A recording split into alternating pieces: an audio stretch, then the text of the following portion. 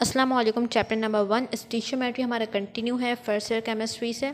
इस चैप्टर में अभी तक हमने एक्सप्लेनेशन देख ली तमाम टॉपिक्स की, और उनके जो न्यूमेरिकल्स थे वो भी हमने साथ ही कवर कर लिए हैं। ठीक है, एग्जाम्पल न्यूमेरिकल्स और एक्सरसाइज न्यूमेरिकल्स हमारे कंप्लीट हो चुके हैं। अब हम करने जा रहे हैं सेल्फ असेसमेंट।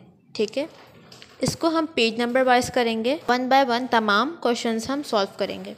सेल्फ असेसमेंट का ये पहला सवाल है, पेज नंबर 6 पर मौजूद है। सवाल में हमें क्या कहा जा रहा है कि graphite is one of the 2 crystalline forms of carbon. ठीक है, ग्रेफाइट क्या है? कार्बन की एक फॉर्म है। हमने क्या करना है? नंबर ऑफ़ एटम्स कैलकुलेट करने हैं इन 360 ग्राम ऑफ ग्रेफाइट, और साथ ही साथ हमने नंबर ऑफ़ मोल्स भी कैलकुलेट करने हैं कार्बन के। ठीक है, तो डाटा में हमने क्या लिखना है? गिवन में हम लिखेंगे मास ऑफ ग्रेफाइट, जो कि हमें गिवन है सवाल में 360 ग्राम। ठीक है, तो हमने निकालना क्या है? नंबर ऑफ़ एटम्स और नंबर ऑफ़ मोल्स।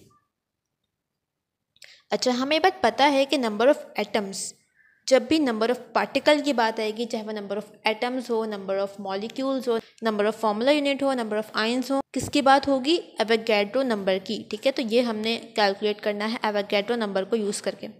अच्छा, एवोगैड्रो नंबर का जो फॉर्मूला है उसमें हमारे पास मोल्स भी आता है, मतलब हमें नंबर ऑफ़ एटम कैलकुलेट करने के लिए मोल्स पता होना ज़रूरी है। सवाल में हमें मोल्स नहीं गिवन, हम क्या करेंगे? पहले हम मोल्स मालूम करेंगे। ठीक है, नंबर ऑफ़ मोल्स वैसे भी हमारी रिक्वायरमेंट है। सो नंबर ऑफ़ मोल्स हम पहले कैलकुलेट कर लेंगे। नंबर ऑफ़ मोल्स किसके बराबर होता है? Mass upon molecular. यहाँ पर बात हो रही है एटम की, तो हम क्या लिखेंगे? Atomic mass. ठीक है, अगर मॉलिक्यूल सवाल में गिवन होता हम लिखते मॉलिक्यूलर मास। ठीक है, यहाँ पर है ग्रेफाइट, कार्बन की बात हो रही है, एटम है तो हम एटॉमिक मास लिखेंगे। मास कितना गिवन है? 360 ग्राम। एटॉमिक मास क्या होता है कार्बन का? ग्रेफाइट कार्बन की ही एक फॉर्म है। ठीक है, ग्रेफाइट की बात हो रही है, मतलब ग्रेफाइट किससे बना है? कार्बन के एटम से ही बना है, तो हम यहाँ पे कार्बन का एटॉमिक मास लिखेंगे 12। जब हम 360 को 12 से डिवाइड करेंगे हमारे पास आंसर क्या आएगा? Divide by 12 30। Number of moles कितने आ गए? 30 मोल्स ऑफ कार्बन। ठीक है, नाउ हमने और क्या निकालना है? आंसर लिख देंगे, ये भी हमारा आंसर है। ठीक है, नेक्स्ट हमने क्या निकालना है? Number of atoms. Number of atoms is equals two moles into Na। ये हमने फॉर्मूला पढ़ा है। ठीक है, हम पढ़ चुके हैं फॉर्मूला अपनी एक्सप्लेनेशन की वीडियोस में। मोल्स कितना है? 30 मल्टीप्लाई बाय एवोगैड्रो नंबर क्या होता है? 6.02 एक्सपोनेंट 23। जब इसको हम मल्टीप्लाई करेंगे हमारे पास क्या आएगा? देख लेते हैं।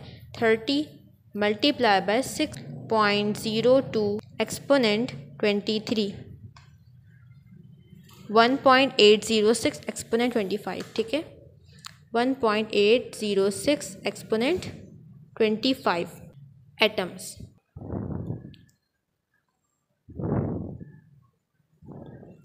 यहाँ पर एटम्स ऑफ कार्बन भी लिख सकते हो। ठीक है, आंसर। नेक्स्ट क्वेश्चन हमारे पास है from page number 8।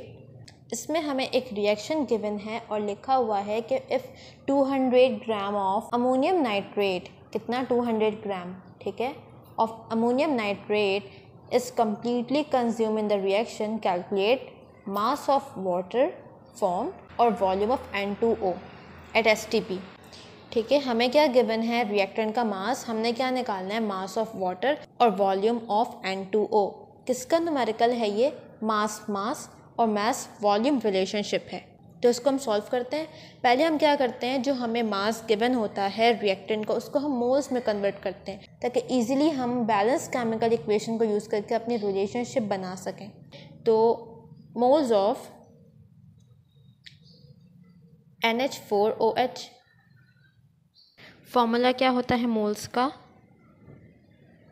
Mass divide by molecular mass. ठीक है, मास कितना है?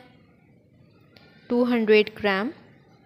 मॉलिक्यूलर मास हम कैलकुलेट करते हैं। ठीक है, देखो ऑक्सीजन है 16 मल्टीप्लाई बाय 3, 3 आइटम्स हैं, कितना आ गया? 48। अब इसमें प्लस करते, जो नाइट्रोजन है, नाइट्रोजन का कितना होता है? 14।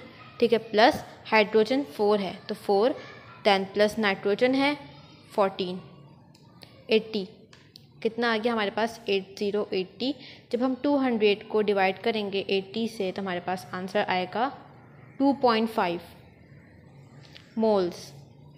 ठीक है, तो मोल्स हमारे पास कितने आ गए 2.5 मोल्स। नेक्स्ट हमने क्या करना है, मोल्स निकालने हैं वाटर के। क्योंकि हमें वाटर का मास चाहिए इसलिए हम अभी मोल्स किसके निकालेंगे, वाटर के। Now 1 mole of NH4 ammonium nitrate give 2 moles of water. ठीक है, ये बात हमें इक्वेशन से समझ आ रही है कि 1 मोल अमोनियम नाइट्रेट 2 मोल वाटर बना रहा है। ठीक है, तो इसी बात को हमने यहाँ पर लिख दिया।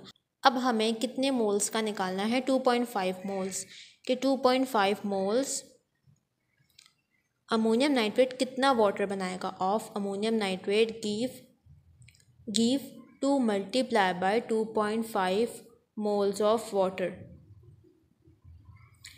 Again 2.5 moles of ammonium nitrate give, अब इसको अगर हम मल्टीप्लाई करें तो हमारे पास आंसर आएगा 5 moles of water.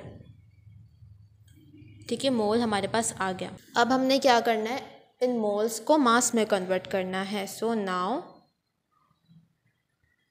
Mass of H2O is equals two moles into molecular mass. ठीक है, मोल्स कितना है 5, मॉलिक्यूलर मास कितना होता है वाटर का 18 को जब हम 5 से मल्टीप्लाई करेंगे हमारे पास आएगा 90 ग्राम। ठीक है, मास ऑफ वाटर कितना आ गया 90 ग्राम। ये हमने इसका फर्स्ट पार्ट सॉल्व कर लिया। ठीक है, नंबर 1 आंसर।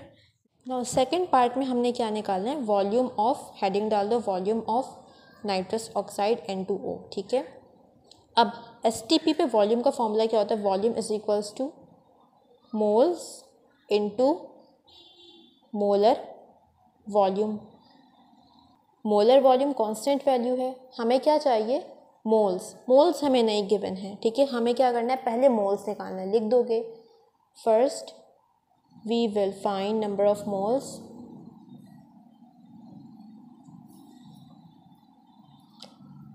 मोल्स हम कैसे निकालेंगे, रिलेशनशिप बनाकर। ठीक है, हमें मोल्स पता है अमोनियम नाइट्रेट का। ठीक है, 1 मोल अमोनियम नाइट्रेट कितना मोल्स नाइट्रस ऑक्साइड बना रहा है, 1 मोल। इसी बात को हम यहाँ पर मेंशन करेंगे, गिव 1 मोल ऑफ N2O। तो 2.5 मोल्स कितना देगा, 2.5 मोल्स। ठीक है, मोल्स हमारे पास आ गए। नाउ मोल्स आ गए हमारे पास नाइट्रस ऑक्साइड के। अब हम क्या करेंगे, इन मोल्स को इस फॉर्मूले में पुट करेंगे और वॉल्यूम फाइंड कर लेंगे। ठीक है, volume is equals to 2.5 multiply by 22.4। Molar volume constant value है। ठीक है, 22.4 इसकी वैल्यू होती है। 22.4 को हम मल्टीप्लाई करेंगे 2.5 से, आंसर हमारे पास आ गया 56। ठीक है, वॉल्यूम ऑफ पूरा लिख सकते हैं, volume of N2O is equal to 56 dm³। ठीक है, तो वॉल्यूम नाइट्रस ऑक्साइड का हमने निकाल लिया 56 dm³। यहाँ पर हमारा सेल्फ असेसमेंट का दूसरा सवाल कंप्लीट होता है। अब नेक्स्ट वीडियो में हम थर्ड क्वेश्चन करेंगे।